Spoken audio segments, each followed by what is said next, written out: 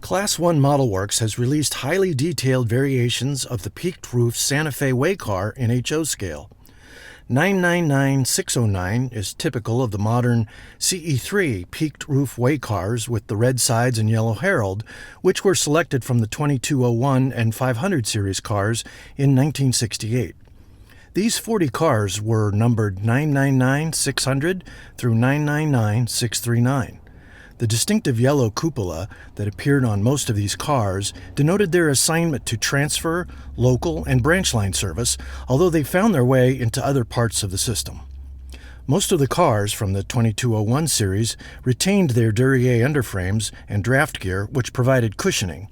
Most of the 500 series Waycars, which had minor draft gear, were rebuilt with standard shock control underframes. The Duryea and shock control underframes and draft gear were not represented in this model. 2259R is typical of the radio-equipped 2201 series built in 1949 with peaked steel roofs.